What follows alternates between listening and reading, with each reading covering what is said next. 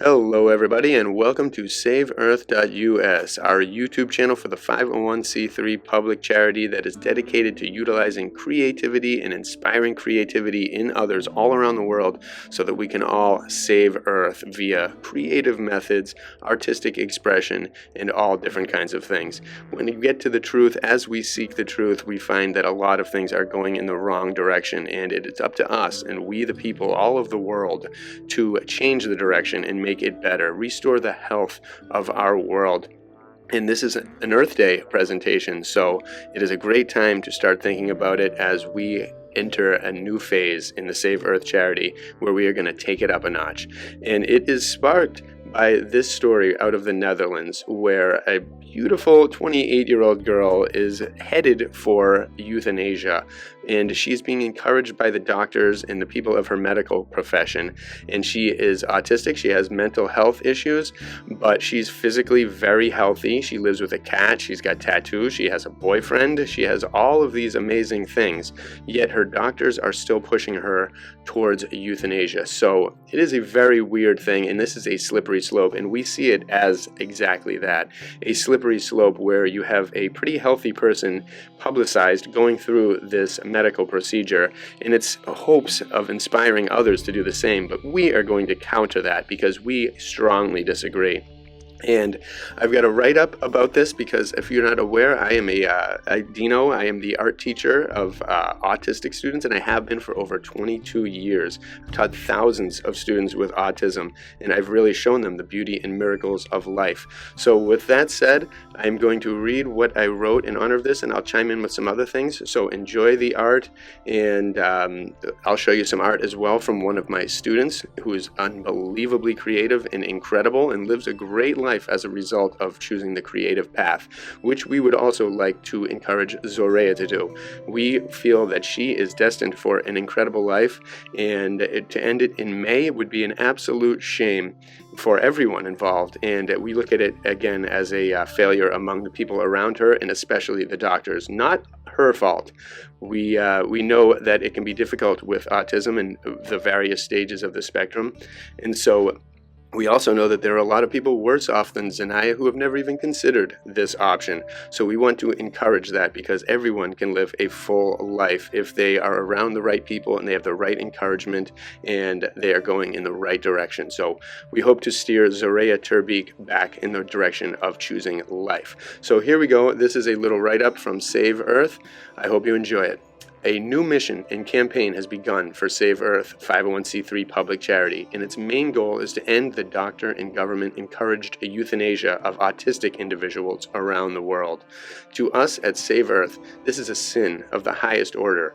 All life is eternally precious, and the miracles of life are capable of being appreciated by any and all humans at any point in time. Depression is not a life sentence towards a miserable end. It can easily be overcome with a wide variety of methods and tactics, and can lead to a highly fulfilling life. Where medication fails, creativity and many other methods will succeed. With this video and message, we aim to reach 28-year-old Zoraya Beek and anyone else that is out there and feels they are in a similarly hopeless situation. From thousands of miles away, we at Save Earth can feel the creative power of Zoraya yearning for an artistic release, for she appears to be surrounded by people, doctors, and more who all feel that her life would be better if it were extinguished. We at Save Earth know she is precious, and she is capable of so much more within this lifetime, which we aim to guide her towards extending. I am Jonathan DiNapoli, the founder of Save Earth 501c3 public charity and also an artist for life by the nickname of DiNo. I have been an art teacher for over 1,000 plus autistic students all along the spectrum from ages 6 to 80 during my career of 22 plus years in private and public schools. I have worked with students who are now fully sustainable professional artists that perform and sell their works online and at galleries, and also worked with students who are even incapable of holding a pencil. I've worked with students who would be happy to draw all day long, every day forever, and also worked with students who will eat almost anything that you put in their hands, and that includes all art supplies. I've had success with all of them by showing them the miracles of art and creativity, while in turn exposing them to the miracles and wonders of the universe and expanding their imaginations. There is not one student in 22 plus years who did not show improvement and an enhancement of their happiness and lifestyle well-being as a result of my art classes. I have taught under various schools and utilized many known and scholarly methods for teaching students on the spectrum, but as a self-taught artist, I am also a self-taught teacher and have developed many of my own methods through trials, experiments, and research in the heart of the field. As a result, my methods involve a rapid expanding of the mind to show the students the vast and unlimited potential that creativity and art has to offer. I have developed thousands of projects, activities, games, and more that are designed to utilize various areas of learning, which inevitably contain elements that appeal to something in every student. If a student doesn't like to draw and has a strong aversion to it, I try and try again until I find what that student truly enjoys, and then I expand creatively upon that. I don't give up on anyone. I don't force anything upon anyone, and I show genuine pride and love for everything my students create. I don't do this because I am paid to do so. I do it because it is the role of a teacher to never give up on a student. Now let's look at how this mentality of mine and others in the field compares with that of these doctors that are promoting euthanasia. Again, I have taught art to students in some really rough physical circumstances and disabilities. Zoraya Beek appears to be in excellent physical health, capable of fully functional activities of sport, craft, art, and with full mobility. She is lucky compared to many along the spectrum. In one of my art classes, I had a student once with no legs, multiple body twitches, could only use one hand, was in a wheelchair, was nonverbal, yet was an amazing 25-plus-year-old man who was still smiling and capable of making giggling noises when excited.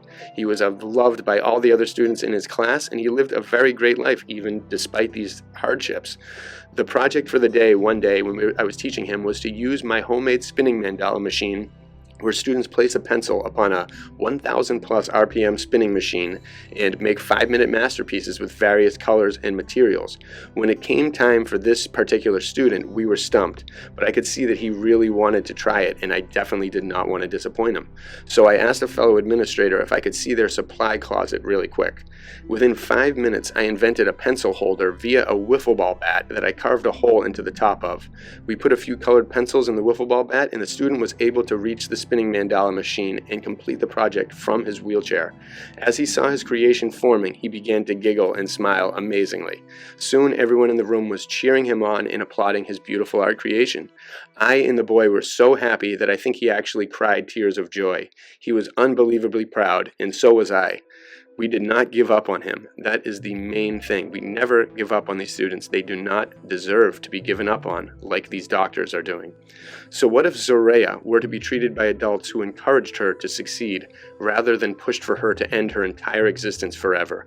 The incredibly untrustworthy and shockingly sinister doctors that are treating her have simply given up on trying to make her situation better, and as a result of these careless decisions and guidance, they want to make a spectacle out of her to encourage more people in her situation to make this same decision, and they are setting the bar, again, extremely low. If you consider the population of people on the spectrum, she is definitely of the higher functioning groups. The people below her, if these doctors are to eliminate and encourage people with the amount of functioning that she has to make this incredibly terrible decision and permanent decision, then they are expecting that other people, it will become a more and more common choice for people who are in much worse conditions. That, I feel, is the aim. And so given the fact that this is the year 2024 and people all over the world every instant are in worse off situations than this particular 28-year-old, yet they push on because either they have the power to survive flowing through them or they have a support group of helpful individuals. Both are essential. It seems to me like this girl's support group of friends and family collapsed around her, and doctors took over that important, necessary role. Knowing that she may not be able to mentally grasp such complex decisions, it seems as if the doctors are taking complete advantage of a person and in turn committing government-accepted murder on a beautiful 28-year-old with infinite potential and a beautiful life ahead of her. What if all it took was an adult to encourage her to succeed? Nowadays, Big Pharma pumps out medicine for every possible problem, even things that are not problems at all. It is a sinister conglomeration of scientists, profiteers, and medical professionals who aim for bigger and bigger profits and care very little for the people they are poisoning and leading astray. If you are unaware, prescription medicine-induced death is one of the 5 leading causes of death in the world, but especially in America.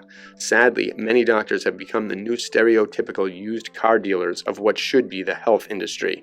The situation has gotten out of control and leading people into creating lifelong problems for themselves that wouldn't be there without destructive and unnecessary medical interventions in medicines that are incredibly unnatural. Case in point, the COVID fiasco sham of 2020 and beyond.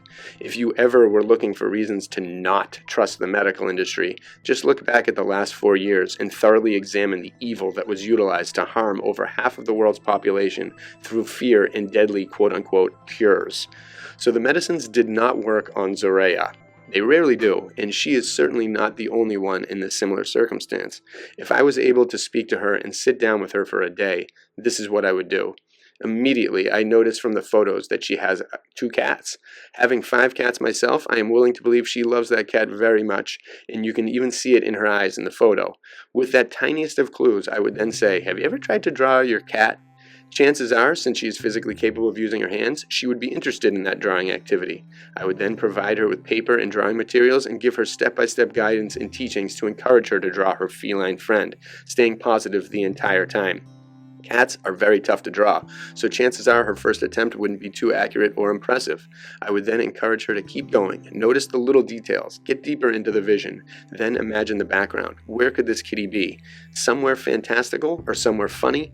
Naturally, her own desire to create a better and better artwork inspired by her beloved cat will keep her pushing forward and developing her creative sense and visionary capabilities, which may simply be lying dormant, waiting for a spark. And that's just the topic of cats. There are thousands of animals around the world in billions, infinite amounts of topics and thoughts of the imagination that can be put to art. But what if she says no? Again, I have dealt with every level of the spectrum, so imagine she says no and has an emotional meltdown because she does not want to draw the cat. I would remain calm myself to expel genuine and pleasant energetic vibes in her direction so she can see that it's not worth getting upset over. However long it took her to calm down, I would then suggest going for a walk in nature. Maybe pick some music that she likes and take her for a short little nature walk, perhaps even bring a camera. Maybe she is a photographer, maybe she is a lover of nature. I would show her the patterns of nature and guide her towards the beauty of watching an insect and putting yourself in that insect's shoes for a while.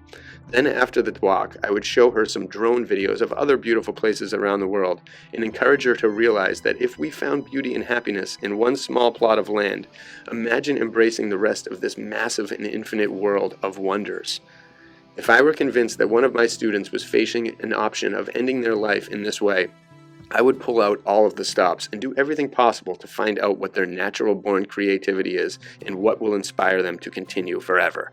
And I would not stop until it was found and realized. Once a human enters a path and pattern of individual creativity, their life immediately gains purpose and a mission that begins in that moment and lasts forever. The creative process and the evolution of skill within the individual is the ultimate medicine of life. Everyone can go to a museum or look online and see a brilliant artistic masterpiece from the past.